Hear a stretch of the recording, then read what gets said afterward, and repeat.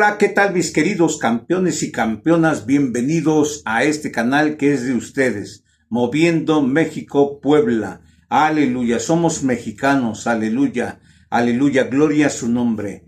Gracias por suscribirse al canal y por darle manita arriba, muchas gracias. Gracias a todos ustedes, que el Señor los bendiga, los siga bendiciendo con todas las bendiciones espirituales de los cielos, aleluya, y les dé finanzas buenas, les dé armonía en su familia, les dé todo. Muchas gracias. El Señor descienda con ustedes. Gracias. Hoy vamos a tener un tema que lo titulamos El Camino Verdadero. ¿Cuál es el camino verdadero? Porque el Señor así lo indica. Hubo dos, la ley de Moisés o la ley de la gracia, que es en Cristo Jesús. Pero déjame primero explicarte dos momentos épicos en la historia de la Biblia, en la historia del camino hacia la humanidad, que viene siendo la ley dada por Moisés, o la gracia que es en Cristo Jesús. Amén. Vamos a abordar el tema de la ley y la gracia. Creo que este es uno de los temas más importantes que los cristianos deben comprender, y encuentro que muy pocos lo entienden. Aleluya. Aleluya. Encuentro que muy pocos realmente han considerado cuidadosamente esta cuestión de qué es la ley y qué es la gracia. Aleluya. Y cuál es la diferencia entre ellos y cuál es nuestra relación en cada uno de ellos. Aleluya. Solo para darles una idea del énfasis que se pone sobre este tema en el Nuevo Testamento, podríamos decir que en una epístola de Pablo, la epístola a los Gálatas, está realmente dedicada a este tema. Gálatas contiene 6 capítulos dedicados a este tema. Aleluya. Gálatas es un libro muy hermoso que nos explica esa división. Aleluya. Y aparece 28 veces solo en Gálatas. También revisé los otros capítulos del Nuevo Testamento y encontré que, aparte de Gálatas, hay al menos otros 27 capítulos, aleluya, en el Nuevo Testamento que abordan la relación entre la ley y la gracia. En otras palabras, es uno de los temas principales de la enseñanza del Nuevo Testamento. Hasta donde puedo recordar, nunca he escuchado ninguna enseñanza sistemática sobre este tema. Y es con cierta inquietud que me lanzo a ello yo mismo. Sin embargo, estoy convencido de que muchos de los problemas que experimentan los cristianos, contra los cuales luchan sin éxito, tienen su origen en la falta de comprensión de qué es la ley y qué es la gracia, cómo opera la ley y cómo opera la gracia, y que no podremos vivir el tipo de vida que Dios quiere que vivamos. No podremos disfrutar de la salvación que Dios ha provisto hasta que tengamos clara esa distinción o esta distinción. Los filósofos tienen una teoría que se llama específicamente métodos de definición. Entonces, voy a comenzar con algunas definiciones. Soy perfectamente consciente de que se puede definir una cosa sin comprenderla, y también se puede comprender una cosa sin definirla. Sin embargo, creo que es necesario establecer algunas definiciones básicas. De lo contrario, aleluya, estaremos confundidos durante el resto de este estudio. En estos estudios, la palabra ley significa ley religiosa, vista como un medio para lograr la justicia ante Dios. Nuestra enseñanza no se aplica al derecho ni a las ciencias sociales, visto como un medio para preservar el orden social. Creo que el derecho y las ciencias sociales es una necesidad, está ordenado por Dios y todos los cristianos deben estar sujetos a la ley del país donde habiten y donde tengan su lugar de residencia. Pero no vamos a hablar sobre ese tema que es el derecho. Vamos a hablar de la ley vista como un medio para lograr la justicia ante Dios, y como texto introductorio podríamos echar un vistazo en el libro de Romanos capítulo 10 y versículo 4. Aleluya. Cuando Pablo hace lo que es una declaración muy profunda y de largo alcance, porque el fin de la ley es Cristo para justicia a todo aquel que cree. Vamos a repetirlo, porque el fin de la ley es Cristo para justicia a todo aquel que cree. Aleluya. Es impresionante la exactitud de las Escrituras. Aleluya. Si consideramos que estos no eran tratados filosóficos, sino cartas escritas bajo presión, en circunstancias extrañas, en la casa de alguien o en una cárcel. Siempre me impresiona la tremenda precisión, porque el fin de la ley es Cristo para justicia a todo aquel que cree. Aleluya. Cuando crees en Jesucristo, como el Nuevo Testamento define, creer en Él, ese es el fin de la ley para ti como medio de justicia. En el momento en que pones tu fe en Jesucristo, ese es el fin de la ley como medio de justicia para justicia. Aleluya. No es el fin de la ley como parte de la palabra de Dios, como parte de los temas de Dios. La ley permanece para siempre. No es el fin de la ley como registro de la historia de Israel, sino el fin de la ley como medio para lograr la justicia ante Dios. Y no hay excepciones. Para judíos o gentiles, es para todo aquel que cree. Aleluya. En el momento en que ejercitas la fe para la salvación en Jesucristo, eso pone fin a la ley como medio de justicia. Esa simple declaración por sí sola, aleluya, llevada a su conclusión lógica, produciría cambios de mayor alcance en casi todos los sectores de la iglesia cristiana. Continuando con nuestras definiciones, cuando usamos la frase la ley en estos estudios y en el Nuevo Testamento, nos referimos específicamente a la ley de Moisés, de Moshe. Aleluya. Y es muy importante entender eso. La ley a lo largo de todo el Nuevo Testamento significa la ley de Moisés. Por lo tanto, podría decir, soy gentil. Nunca he sido educado bajo la ley de Moisés. Por eso, esos estudios no me conciernen. Pero en realidad lo hacen, debido a lo que Pablo dice en Romanos capítulo 2, versículo 14 y 15. Romanos capítulo 2, versículo 14 y 15 dice, Pablo está explicando la función de la ley, lo que se pretendía hacer, y añade que, aunque los gentiles, en su mayor parte, nunca estuvieron sujetos a la ley de Moisés, en cierto sentido, muy a menudo se convierten en la ley para sí mismos. Aleluya. Aleluya. Leeremos sus palabras y luego intentaremos explicar su significado, porque cuando los gentiles que no tienen ley, esa es la ley de Moisés, hacen por naturaleza lo que está contenido en la ley. Estos, no teniendo ley, son ley para sí mismos, los cuales muestran la obra de la ley escrita en sus corazones, dando testimonio su conciencia. Dele la gloria a Cristo. Y sus pensamientos, mientras se acusan o se excusan unos a otros, en el versículo 15, en griego, en inglés no revela esto, pero en el griego deja absolutamente claro, aleluya, que no es la ley que está escrita en sus corazones, es obra de la ley. En otras palabras, puede haber y frecuentemente hay en el corazón de un gentil algo que opere de la misma manera que la ley de Moisés lo hace para el judío. ¿Qué hace la ley?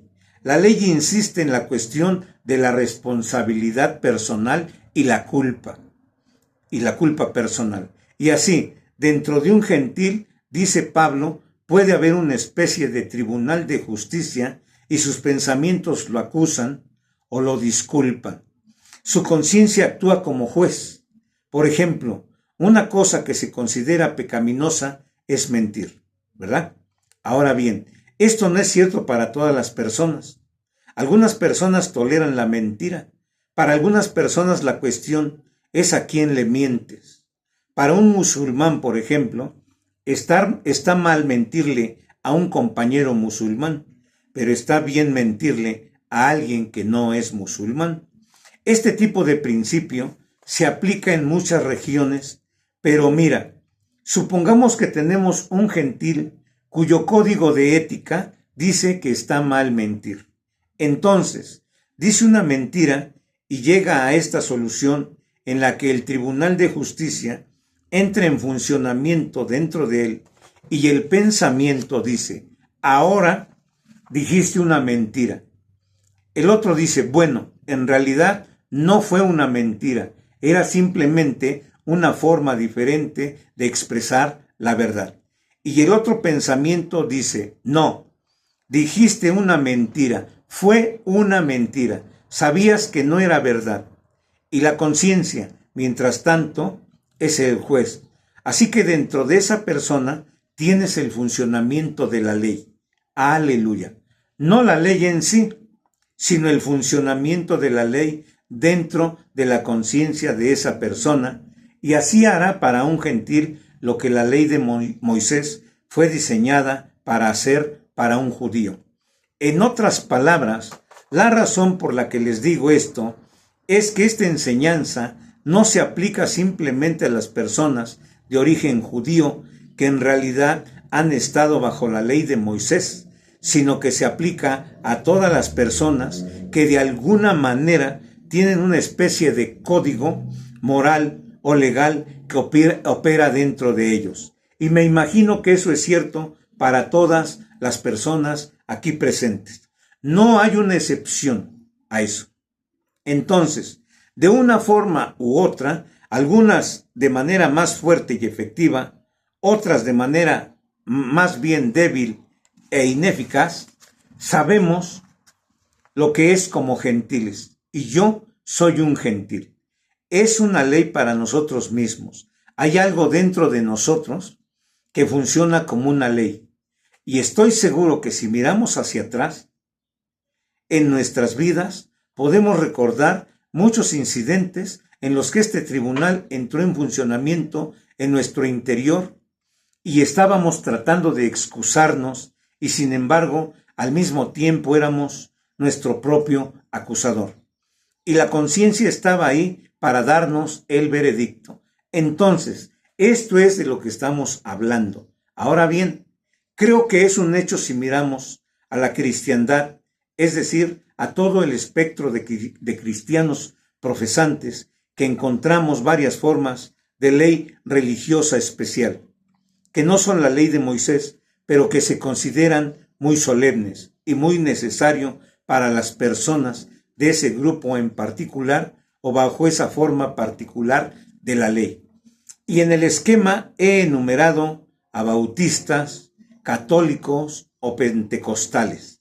Esos son solo ejemplos. Ahora bien, nunca he sido educado como católico, pero al menos hasta hace poco creo que sería innegable que los católicos vivían bajo una ley religiosa muy rígida que no era la ley de Moisés. Aleluya.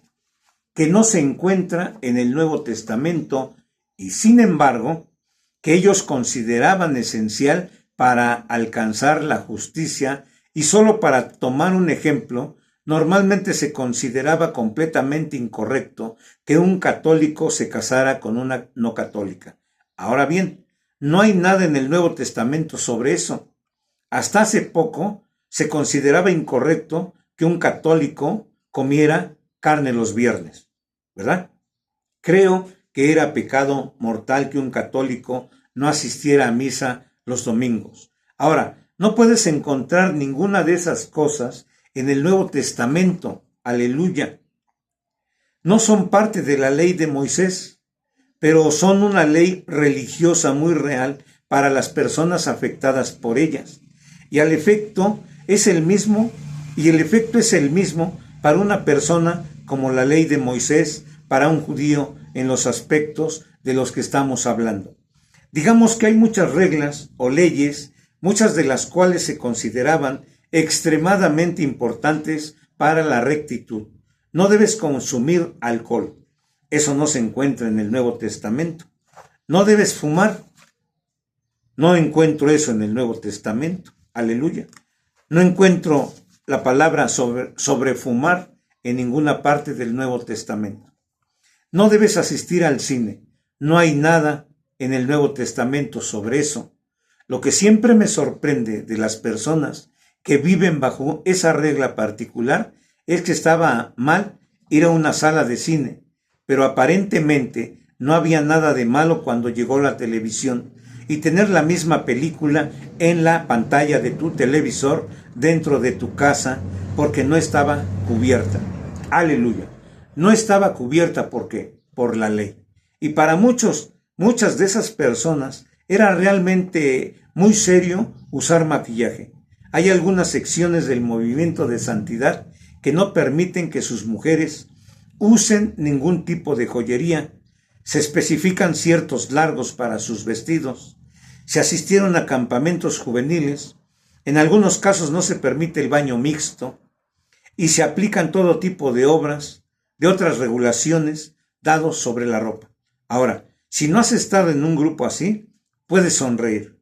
Pero créanme, para aquellos que se han criado en esos grupos, estas son preguntas muy serias e importantes y la gente siente realmente condenada y culpable si viola esas leyes. Aleluya. Ha habido cristianos que pensaron que, ya sabes, si estaban en el cine y Jesús venían, se perderían el rapto. Pero cuando superaron el primer shock y también disfrutaron de la película, así que espero que comprendan que no estamos hablando de algo remoto y que no se aplica a nosotros. Se aplica, me imagino, a cada persona aquí en alguna medida o grado. Y yo diría que probablemente al menos el 90% de la gente aquí no tiene claro qué es lo que realmente importa y qué es lo que realmente no importa. Aleluya. Y el verdadero propósito final de estos estudios es tratar de descubrir qué importa y qué no. ¿Está bien? Ahora, tomaremos la definición de gracia. Aleluya. Creo que intentar definir la gracia es casi presuntuoso, en cierto modo, pero es importante entonces. La definición que he dado es que gracia significa aquello que Dios da gratuitamente. Aleluya. Se recibe por fe, sin ser ganado ni merecido. Hay dos hechos importantes acerca de la gracia. En primer lugar, lo más importante es que no podemos ganarla y nunca podremos merecerla. Aleluya. Porque cualquier cosa que podamos ganar o merecer no es gracia. Automáticamente no es gracia. El otro principio que también es importante es que la gracia realmente se recibe por la fe. Creo que Efesios 2:8 es probablemente uno de los textos estándar porque por gracia sois salvos mediante la fe. Y eso no de vosotros mismos, sino que es un don de Dios. Entonces digo, bueno, fui salvo por gracia, pero después de todo, al menos tuve la fe para recibir la gracia. Y empiezo a sentirme bastante espiritual y Dios dice, pero no lo olvides, yo te di la fe, ni siquiera tenías eso en ti mismo. Gracia no tiene nada de qué jactarse. Creo que es una de las cosas más difíciles para el hombre, aleluya, que es recibir la gracia gratuita de Dios. Porque siempre nos gusta pensar que hemos hecho solo un poco para ganarla. Que hemos hecho solo un poco para ganarla. Y después de todo, ¿había alguna razón especial por la que Dios debería haberme elegido?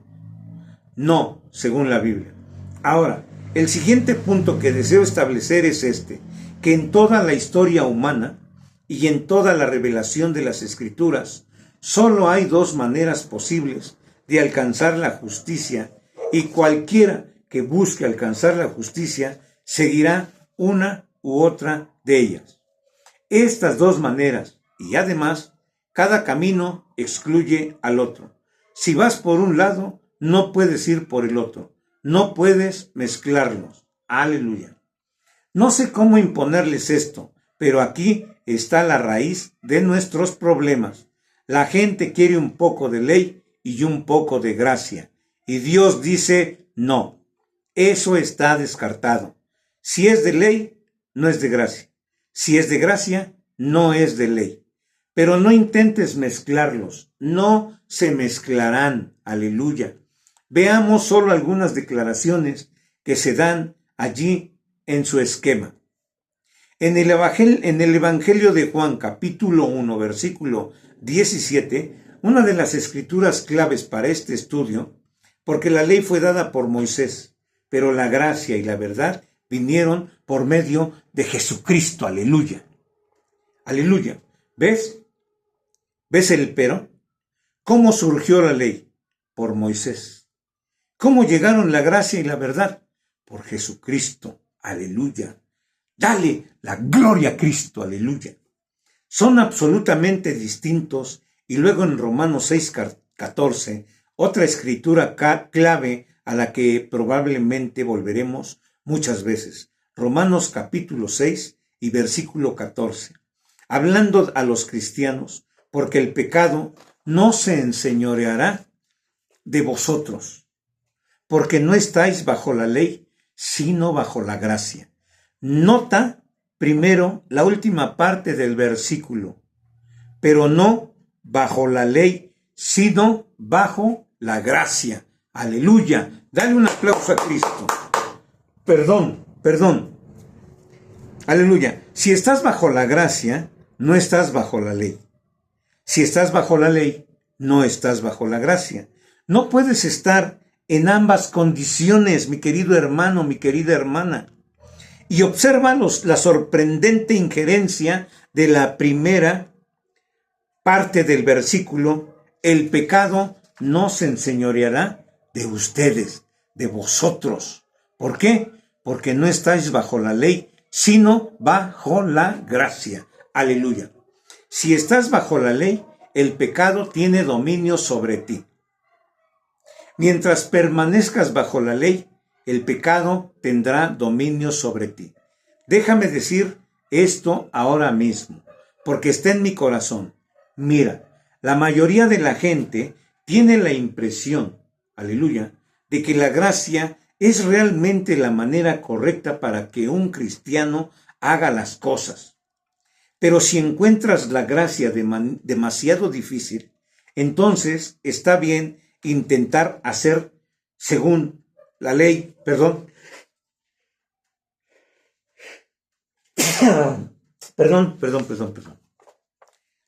La impresión de que la gracia es realmente la manera correcta para que un cristiano haga las cosas. Pero si encuentras la gracia demasiado difícil, entonces está bien intentar hacerlo según la ley. Puede que no funcione tan bien, pero básicamente obtendrás más o menos el mismo resultado. Según tengo entendido, la escritura de revelación, la gracia y la ley son opuestas. Aleluya. Y lo que se logra por gracia no se puede lograr por ley. De hecho, la ley produce exactamente lo contrario de la gracia. Son dos formas alternativas de hacer las mismas cosas. Son dos opuestos que producen resultados directa y diametralmente opuestos. Miremos en Romanos 10, versículos 5 y 6, donde Pablo habla de la fe. Entienda que está hablando de la gracia. Romanos 10, 5 y 6. Porque Moisés describe la justicia que es por la ley, que el hombre que hace estas cosas vivirá por ellas. Está bien, la ley es clara. Si quieres ser justificado por la ley, tienes que hacer todo lo que ella dice todo el tiempo. Entonces no necesitas gracia. Pero si no puedes ser justificado por la ley, entonces tienes que aceptar la gracia a no ser justificado en absoluto. Y la justicia que es por la fe, es decir, por la gracia, habla así, no habla de lo que vas a hacer. No digas en tu corazón, ¿quién subirá al cielo? Habla de lo que Cristo ha hecho, ¿ves? La ley dice, eso es lo que tienes que hacer y seguir haciendo todo el tiempo. Gracia dice, alguien más lo ha hecho por ti. Son totalmente diferentes. Aleluya. Ahora, creo que solo hay dos tipos de religión en el mundo. Nunca ha habido más de dos, Nunca lo habrá. Solo hay dos tipos posibles de religión. Una es una religión de ley o de obras. La otra es una religión de fe o de gracia. La ley y obras, por un lado, fe y gracia, por otro. Y creo que por designio divino, estos dos tipos de religión se nos presentan en el umbral mismo de la historia humana. Es muy significativo mirarlos. Aleluya. Son la religión de Abel, que es la religión de la fe y la gracia. La religión de Caín, que es la religión de la ley y las obras. Creo que deberíamos leer los primeros 8 versículos de Génesis, capítulo 4. Hay mucho en estos versículos. Génesis 4, 1 al 8. Este es el primer incidente registrado en la historia humana después de la caída. Cuanto más lo pienso, más significativo se vuelve para mí y nos representa inmediatamente, aleluya, con dos formas de religión. Lo primero en la historia de la humanidad, después de la caída, es la religión. Y Adán conoció a Eva, su esposa, y concibió a luz y dio a luz un hijo que se llamaba Caín. Y dijo, he adquirido un varón de Jehová. Caín significa obtenido, adquirido, logrado. Y ella nuevamente dio a luz a su hermano Abel. Abel en hebreo es Abal y significa vanidad o frustración. Aleluya. Y Abel era pastor de ovejas, pero Caín era labrador de la tierra. Y pasado el tiempo aconteció que Caín trajo del fruto de la tierra una ofrenda a Jehová. Y Abel también trajo de las primicias de sus ovejas y de su sebo. Y Jehová miró con respeto a Abel y a su ofrenda, pero no tuvo respeto por Caín ni por su ofrenda. Date cuenta que esto significa que el Señor dio testimonio de que había aceptado la ofrenda de Abel, pero retuvo el testimonio de aceptación de la ofrenda de Caín. Y esto obviamente se hizo de tal manera que fuera conocido por todos los interesados. No era algo invisible, fuese lo que fuese. Y la mayoría de los comentaristas creen que un fuego sobrenatural cayó sobre el sacrificio de Abel y lo consumió. No podemos probar esto, pero sí sabemos con certeza que hubo un testimonio sobrenatural concedido a la ofrenda de Abel, que fue retenido de la ofrenda de Caín, y esto enfureció mucho a Caín. ¿Sabes que nada molesta más a una persona religiosa que decirle que su religión no funciona? Si realmente quieres hacer enojar a una persona, esa es la manera de hacerlo. Y dice al final del versículo 5, aleluya, y Caín se enojó mucho y decayó su rostro. Una expresión diferente apareció en su rostro, un rostro de molestia, de enojo. Se podría decir que la máscara religiosa se le cayó y algo más apareció debajo. Y Jehová dijo a Caín, ¿por qué estás enojado? ¿Y por qué está decaído tu rostro? Si haces bien, ¿no serás aceptado? Y si no haces bien, el pecado está a la puerta, Caín. Y a ti será tu deseo y tú lo dominarás.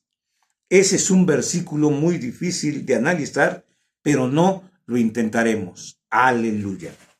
Y Caín habló con Abel su hermano, y aconteció que estando ellos en el campo, aleluya, Caín se levantó contra Abel su hermano y lo mató, lo asesinó.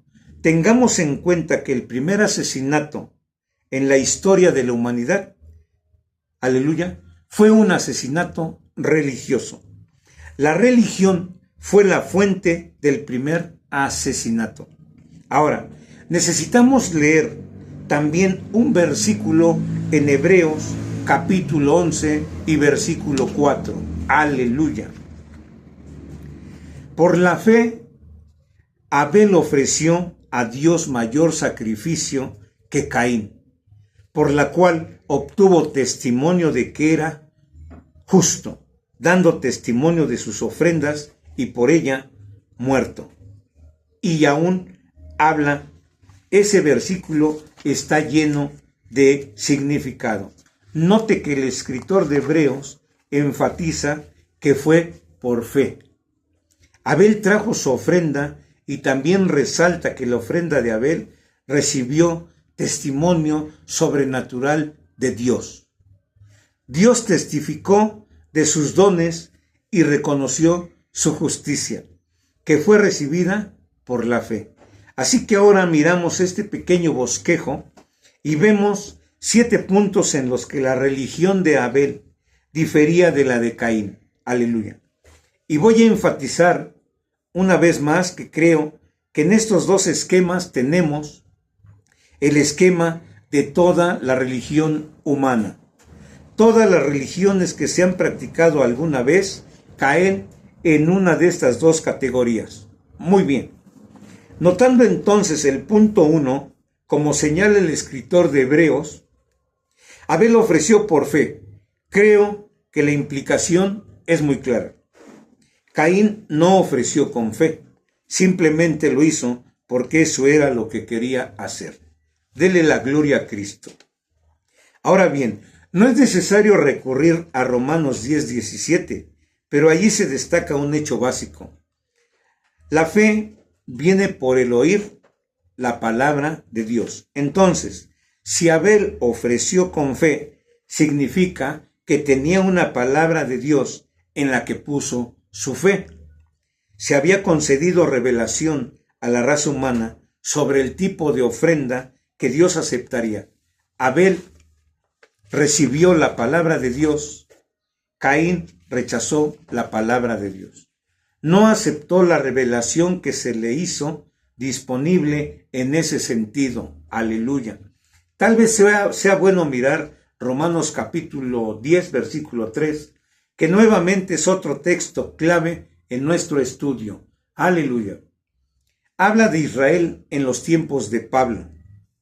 Porque ignorando la justicia de Dios y procurando establecer la suya propia, no se han sometido a la justicia de Dios. Si avanzamos mediante nuestras propias obras para establecer nuestra propia justicia, nos hemos negado a someternos a la justicia de Dios, que es por la fe. Hay una rebelión dentro de nosotros contra la palabra de Dios. Eso fue en Caín, era un rebelde. Se negó a aceptar la revelación de la palabra de Dios que fue aceptada por Abel. Aleluya. Volviendo a su esquema, el tercer punto es que Abel ofreció un sacrificio con su muerte y derramamiento de sangre, reconoció la necesidad de propiciación por su pecado. Y en Romanos 3 encontramos esta frase.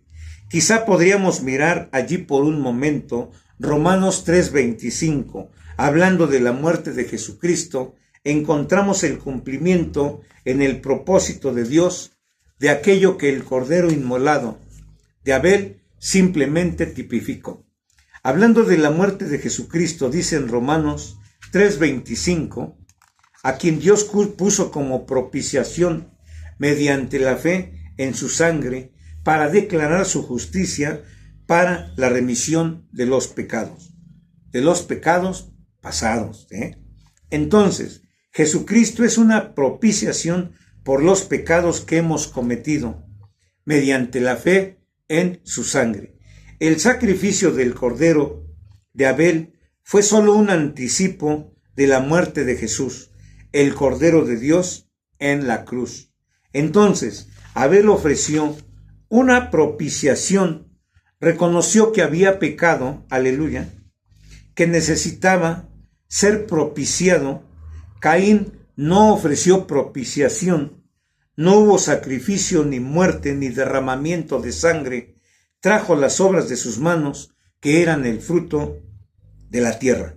Pero si regresamos a Génesis, en el capítulo 3, versículo 17, cuando Adán pecó, trajo una maldición sobre la tierra, una maldición divina. Después de que el pecado de Adán fue sacado a la luz, Dios le dijo a Adán: por cuanto obedeciste a la voz de tu mujer y comiste del árbol que te mandé, diciendo, no comerás de él, maldita será la tierra por tu causa. Aleluya.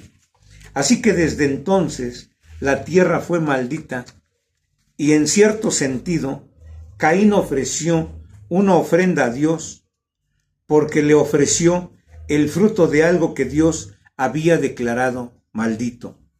Y cuando ofrecemos a Dios nuestras propias obras religiosas, le estamos ofreciendo a Dios el resultado de algo que Dios ya declaró inaceptable. Porque Dios dice, eres un rebelde y no aceptaré las acciones de un rebelde. Volviendo entonces al esquema, el cuarto hecho acerca de Abel y Caín es que el sacrificio de Abel fue aceptado por Dios y el sacrificio de Caín fue rechazado por Dios. Y tengamos en cuenta que no hay nada entre la aceptación y el rechazo. Tu relación con Dios es de aceptación o de rechazo. No hay nada intermedio, no hay neutralidad. El quinto hecho, que creo que es muy importante, es que Dios soberanamente dio testimonio sobrenatural de su aceptación del sacrificio de Abel, pero él ocultó el testimonio sobrenatural de Caín. Ahora, estoy convencido por el estudio de las Escrituras de que donde quiera que Dios, por revelación, requiera que el hombre crea y haga ciertas cosas, Dios siempre dará testimonio sobrenatural de su propia revelación. Es simplemente razonable. Si Dios con fe te exigió o te exige que hagas esto, entonces cuando lo hagamos, tenemos derecho a esperar que Dios dé fe sobrenaturalmente de su aprobación de lo que hacemos. Y mientras estudio la religión a lo largo de la Biblia, encuentro que cada vez que un hombre con fe aceptó la revelación divina y actuó en consecuencia, recibió un testimonio sobrenatural. Y yo creo que hay algo malo, en una religión que no tiene un certificado sobrenatural. Y este es precisamente el punto en cuestión, porque esto es lo que enojó tanto a Caín. Aleluya. Su hermano tiene un testimonio sobrenatural y el suyo no. Y eso es precisamente lo que enoja a la gente. Hoy en día, ¿de qué sirve hablar en lenguas? ¿Qué tienes tú que yo no tenga? Bueno, yo hablo en lenguas, y eso es un testimonio sobrenatural de Dios. Los apóstoles, aleluya, lo tenían y me alegro de haberlo tenido. Y creo que todo cristiano creyente en la Biblia debería tener una certificación sobrenatural de su fe. Si no lo tenemos, falta algo. Ahora, en este punto, vamos directo al meollo de la cuestión. Punto número 6. Note los diferentes resultados de las dos religiones. La religión de Abel produjo un mártir. Fue el primer mártir que produjo la religión de Caín, un asesino. Y me atrevo a decirles que la religión produce mártires o asesinos. según el tipo de religión. ¿Está bien? Ahora, esperaremos con ansias el fin de la era. Yo creo que al final de esta era, las escrituras indican claramente que en la cristiandad solo habrá dos grupos. No habrá católicos y protestantes, ni presbiterianos y bautistas. Dios tiene diferentes nombres para ellos. Un grupo se llamará la novia, el otro grupo se llamará la ramera. Esos son los dos únicos grupos. Todos los que aquí sobrevivan hasta el fin de los tiempos estarán en uno u otro. De esos dos grupos, la religión de Abel producirá la novia, la religión de Caín producirá la ramera. Creo que necesitamos saber esto. Permítame decir, sin ir muy lejos, que consistentemente a lo largo de la historia humana, los enemigos y perseguidores de la iglesia, de la religión de Abel, han sido los seguidores de la religión de Caín. ¿Qué religión seguían los fariseos y los líderes religiosos en la época de Jesús? ¿Seguían la religión de Abel o la de Caín? ¿Y qué hicieron? Exactamente lo que Jesús dijo que harían. Las obras de su padre, que era un asesino. Les dijo claramente, él dijo, ustedes son de su padre el diablo. Él fue un asesino desde el principio y ustedes son asesinos. Su religión los convierte en asesinos. Una de las declaraciones más notables de la Biblia se encuentra en Apocalipsis 18. Pero leamos primero Apocalipsis 17 y luego el 18. Ambos versículos tratan de este falso sistema religioso que será el clímax de las actividades religiosas de Satanás al final de la era. Apocalipsis 18, teniendo en cuenta que todos hablan de lo mismo, aleluya, comenzando en Apocalipsis 17, y vino uno de los 7 ángeles que tenían las 7 copas y habló conmigo diciéndome, ven acá, yo te mostraré el juicio de la gran ramera que se sienta sobre muchas aguas, con quien fornicaron los reyes de la tierra, aleluya, y los habitantes de la tierra se embriagaron con el vino de su fornicación. Gloria a Cristo, aleluya. Entonces me llevó en espíritu al desierto y vi una mujer sentada sobre una bestia de color escarlata, llena de nombres de blasfemia, que tenía 7 cabezas y 10 cuernos, y la mujer estaba vestida de púrpura y escarlata. Esta es una imagen de la religión ritual muy elaborada, y todos estos capítulos completan esta imagen, y adornada de oro, y tenía piedras preciosas y perlas, y tenía una copa de oro en su mano, llena de las abominaciones y de las inmundicias de su fornicación. Aleluya. Y en su frente estaba escrito un nombre, un misterio, Babilonia la grande, madre de las rameras, abominaciones de la tierra. Aleluya. Escuche, versículo 6.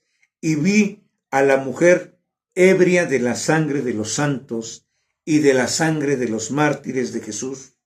¿En qué línea está ella? En el linaje de Caín. Y cuando vi, quedé anonadado con gran admiración, en inglés moderno, asombro. Y el ángel me dijo, ¿por qué te maravillas?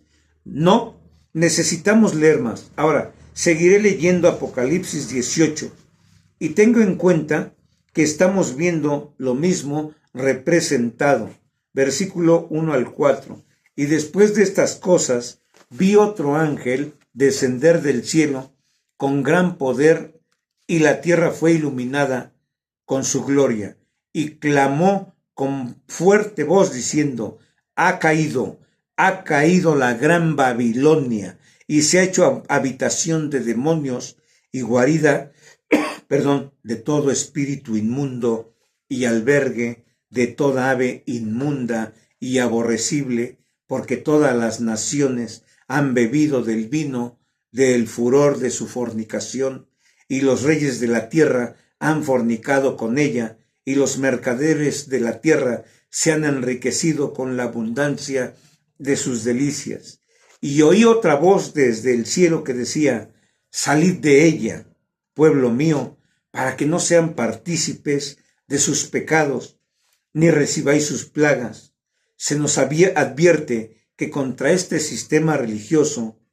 Ahora, pasando a los 2 últimos versículos de Apocalipsis 18, y la luz de una vela, este es el resultado del juicio de Dios sobre ella.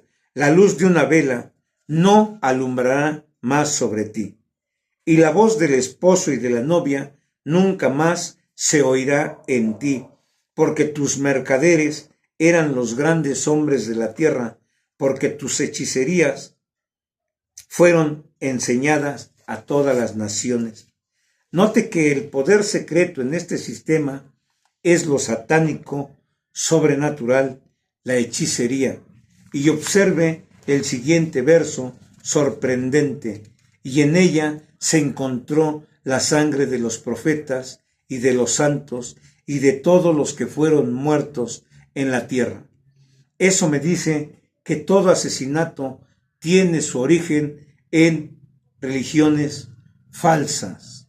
No estamos ante algo insignificante y sin importancia. Estamos ante algo de importancia y trascendencia de primer orden. Ore a Dios. Gracias, Padre, que estás en los cielos. Bendecimos a toda la gente que ha escuchado este tema. Bendecimos a todas las naciones, a todos los reyes de este mundo, para que, si hay un poquito de conciencia en sus vidas, acepten a Jesús como su único y suficiente Salvador.